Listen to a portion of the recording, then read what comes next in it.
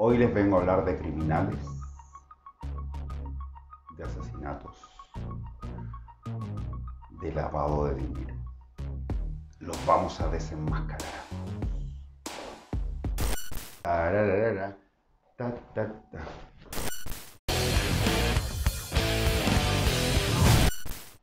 Los criminales a lo largo del tiempo han encontrado diferentes modos de realizar sus actividades ilegales, muchas veces ligadas al lavado de dinero y a la financiación del terrorismo.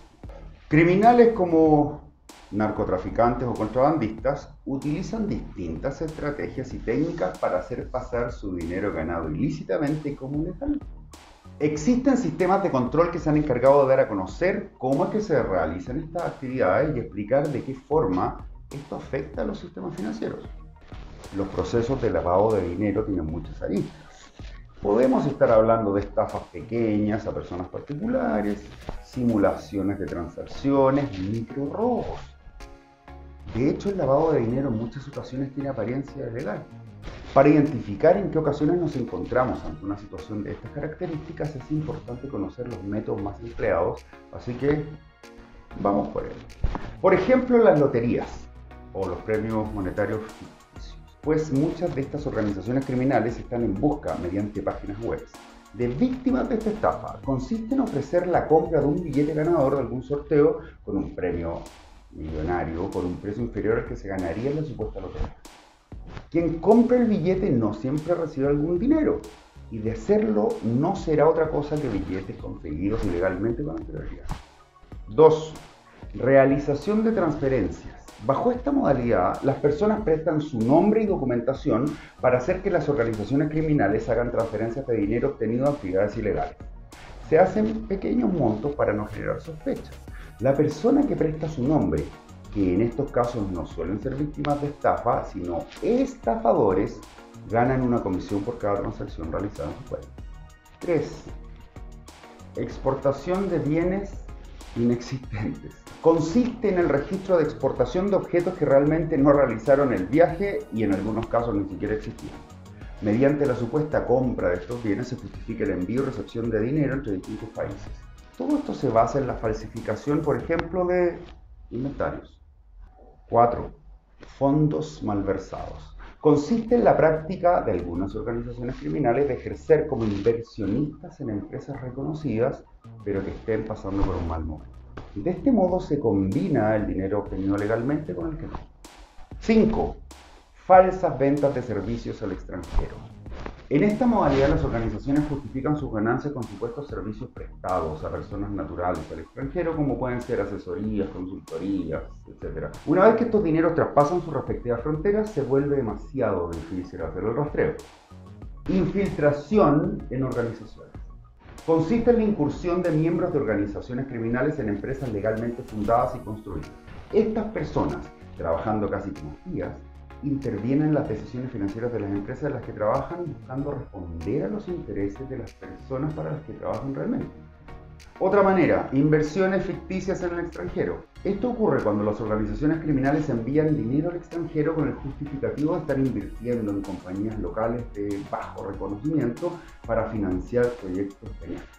El dinero enviado, por supuesto, es usado para fines que no tienen nada que ver con los proyectos planeados inicialmente, ¿no? Deuda externa. Aquí las organizaciones criminales hacen prestaciones a empresas con deudas en el extranjero, pero con capacidad de distribución local. Luego, las empresas reciben una orden de pago desde el exterior. Así, mediante el cambio de moneda, se obtienen las divisas correspondientes a la organización. El pago termina llegando en moneda local. El peso broker consiste en una persona natural pidiendo prestaciones a una organización criminal en el extranjero, dinero que a su vez será entregado a una empresa local. De este modo es posible hacer traspaso de dinero indirecto y sin levantar mayor sospecha de los sensores internacionales. Los cambistas de frontera. La plata entra a un país cuya moneda no es el dólar, pero en efectivo. El cambista ingresa ese dinero en dólares a un banco en cuentas adjudicadas a empresas que no existen. Luego la divisa es retirada del banco en cheques bajo el pretexto de pago a los proveedores. Paraísos fiscales. Esto le dejen los cachos a algunas autoridades. Los paraísos fiscales como tales son cada día más escasos. Es un lugar en el que tradicionalmente todo aquel que lava dinero sueña con llegar. Son lugares donde los inversionistas extranjeros no pagan impuestos. Tampoco los pagan las personas quienes tengan convenio con alguna entidad de origen. A esto se añade que no es necesario que los visitantes creen cuentas bancarias locales, permitiendo que su platita se vea resguardada y sin ninguna implicación jurídica. Es una de las estrategias más cómodas de lavado de dinero usada por los criminales. Bueno, a veces lo que hacen es meter la plata en actividades inmobiliarias. Esto consiste en la adquisición y compra de distintas propiedades de bienes raíces como edificios, casas, departamentos, hoteles, etc. Iba a decir plebiscitarios, pero me iba a cagar. A través de este método justifican legalmente sus ingresos aludiendo que son resultado de las divisas que hay con sus propiedades inmobiliarias. Los ingresos provienen de tratos irregulares y fraudulentos hechos con empresas de distribución o de construcción. Los hoteles, de hecho, son las construcciones más ocupadas, pues su alta afluencia de público permite justificar ingresos más altos y no genera ningún tipo de sospecha. Ojo con el caso de Riviera Maya. Esto implica que no solo las entidades financieras son susceptibles a ser utilizadas como pantalla en procesos de lavado de dinero, sino también las constructoras. Bueno, y si no hay empresa constructora, tenemos empresas fantasmas también, que es una forma más popularizada de lavado de dinero. Se constituyen como empresas estables y legales, pagan impuestos, registran gastos, ingresos y en realidad no existen. Consisten en fachadas con las que se justifican ingresos.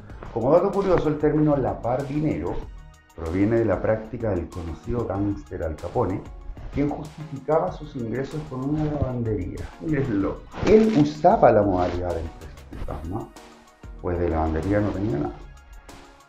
Bueno, ¿y los testaferros? ¿Les suena el testaferro B?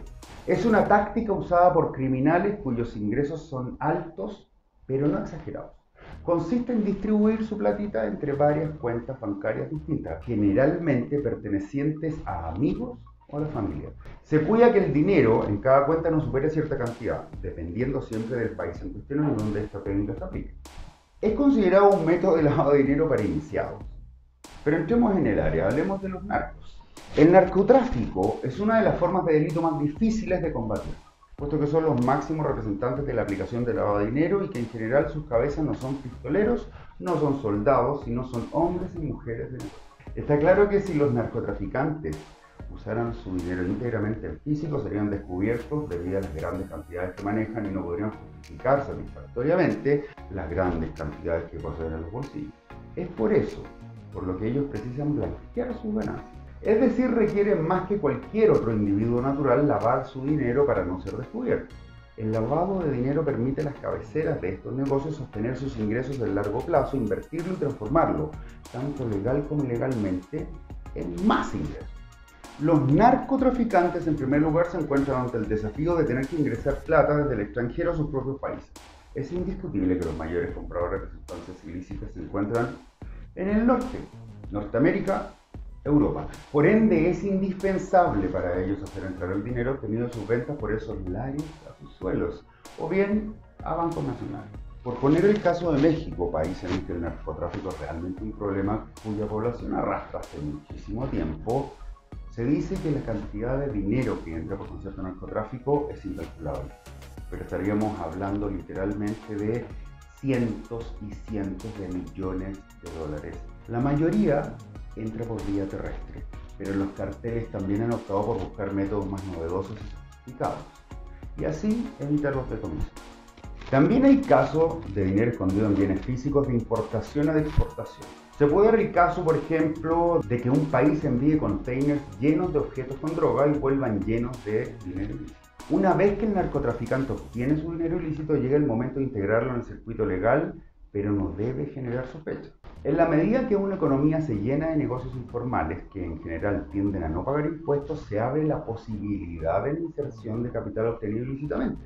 Los narcos tienden a buscar invertir en actividades en donde puedan sacar provecho de la ilegalidad de alguien o de algo más, como es el caso de hacendados tributando menos de lo que deberían.